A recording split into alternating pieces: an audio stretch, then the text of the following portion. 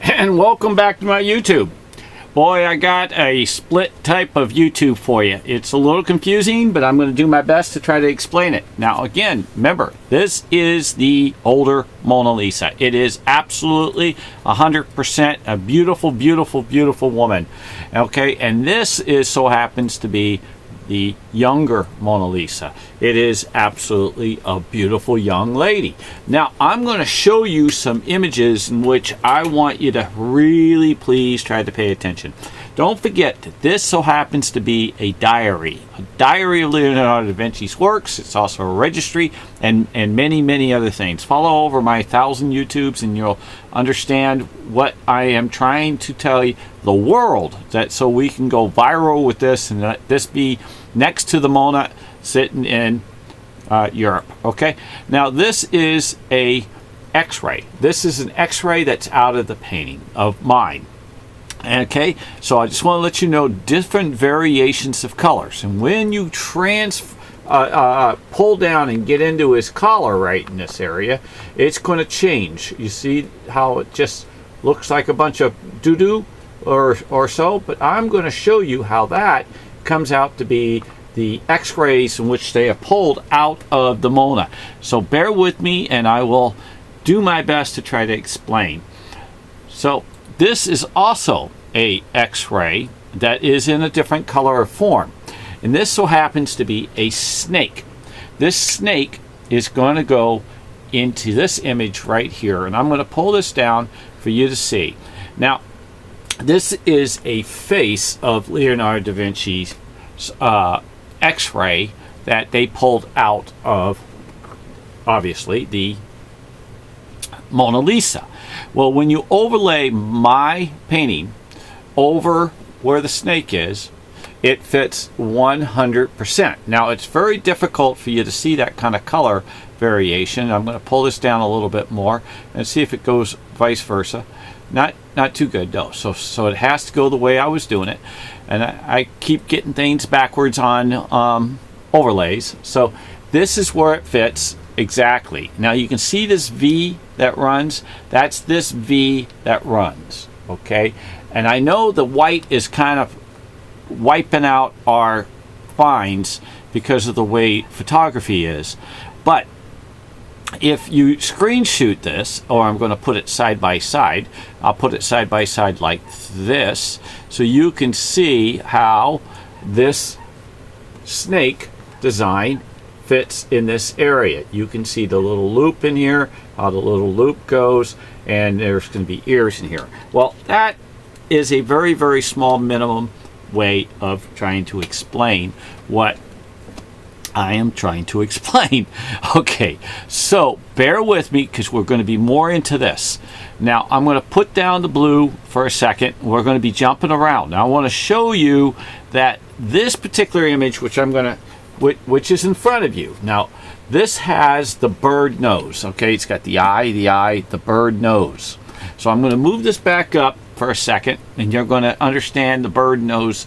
That so happens to be a little bit of the highlight. So this bird nose is also in the skull, but we're not going to the skull right yet. We're going to go to this image over here. For 4 months I've been running, and 4 months I've been running is this face right here. You see this face? That is the same face.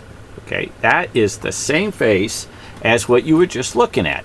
It's the eye, and it's got a shorter nose. But what he does a metaphor. He transforms.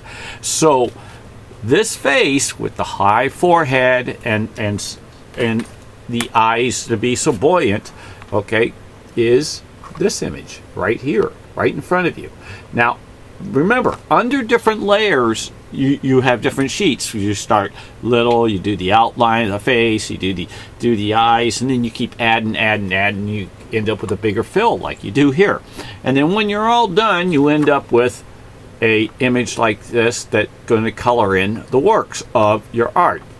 See, he puts other different images. You can screen shoot this image. I'll give you like 5 seconds or so, and 1,000, 2,000, 3,000, 4,000, 5,000, and you'll find it there's tons of images hidden within there that I didn't even get a chance to look at. The only reason why I know is because I've done this for like 7 years. Now, bear with me. Now you remember what was just in the second monitor.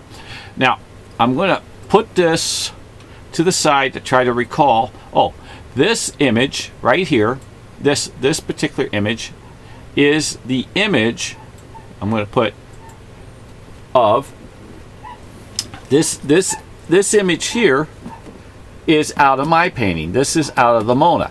It's got the same beak nose, It's got the eyes, and the big forehead, and that's what it is. This got transformed, and this was done years ago, 4 or 5 years ago, and I'm just kind of redoing it. This got transformed out of this particular image, which I'm showing you. Now, don't forget that I have showed you not only the different transformations of this, I've also showed you where that Sully is written in my painting. It is absolutely 100%, and that is the man in which we're looking at with the face. See how it's written, Sully, right there?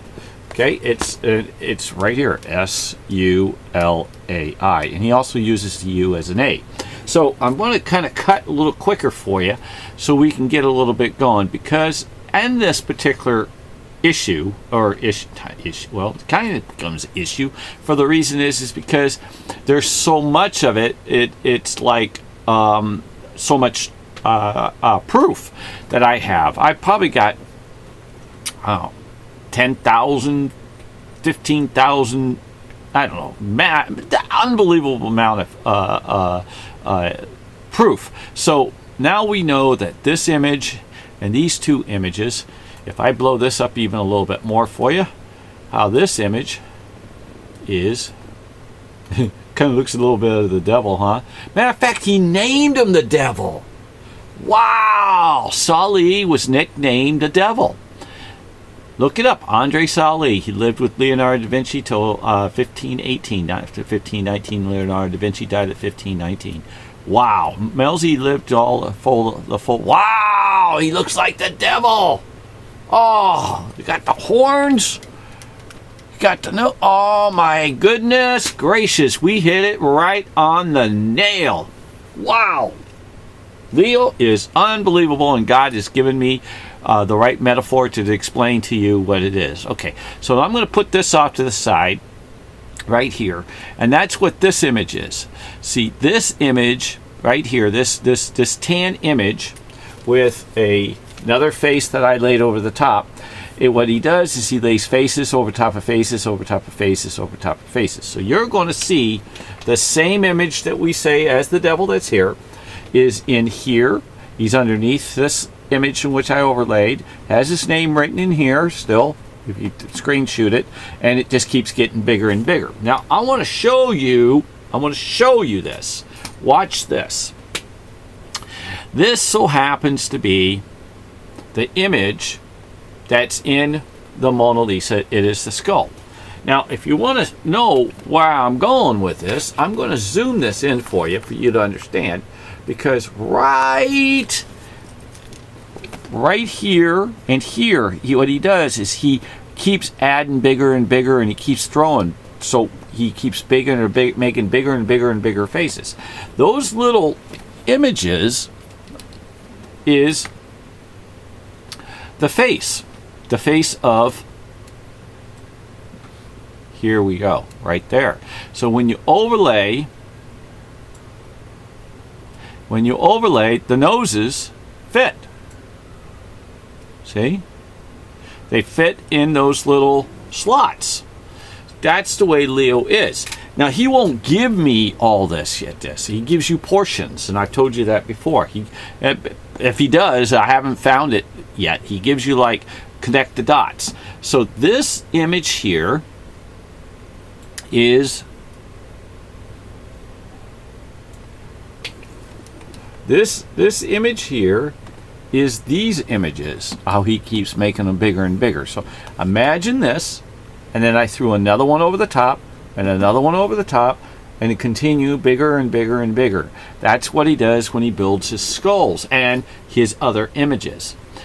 you'll also know that that comes out to be so. It's going to be into where here's a portion that I must have to tell you about. That is another way of knowing his works, because it, no matter which way he turns it, it's going to come out the way he wants. But here's a little more understanding of proof, or maybe if you have the art understanding, we'll get it about right there. There's this line that you see, this line that runs right through here, and he gives this symbol of this 8. Well, this is a representation of another image that I'm going to show you, that he repeats this into the same works of the Mona. But here is the image right here. If you take a look, you see the crisscross line that runs through here. There's a crisscross line that runs through here, and if you look at it, it kind of resembles the 8.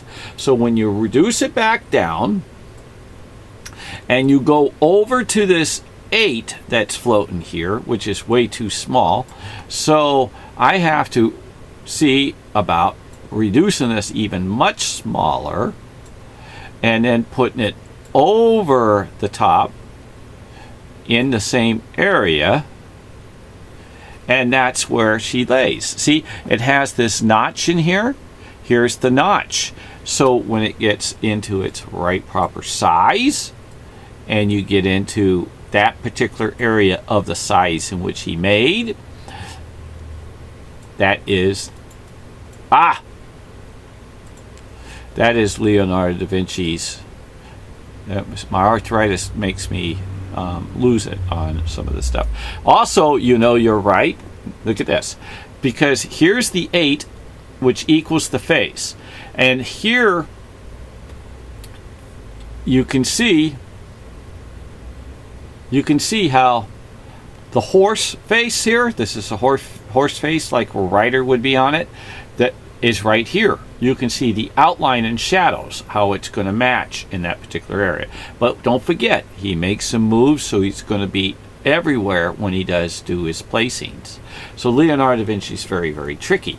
Now, remember the 8 I just said. Okay, so here's the 8 that we know that is right here. I'm going to reduce this down and give you another 8 in which he is at, and get this set just the right way, and go back to what I have just shown. And here's the 8 again, right here. This is the 8, but in a different form. That's Leo's. It actually comes, and it's going to have a crisscross in it. But what also is another 8, and I know it so, watch this. If you take this particular image, this river, and you flip it upside down and you match it, it actually matches the 8 form that he will run. Now, what is 8 to you? 8 means infinity. Infinity, and when he paints, he does little hearts. And like on a license plate I mentioned before, I heart you.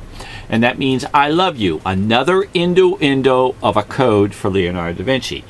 Well, that means infinity love. So a heart that he places in his painting with another heart over the top from a distance, it looks like an 8. So he makes it look like an 8 in a symbol, and he hides it and in its different transforms. So under different layers, hundreds and hundreds of different layers, this will transform into his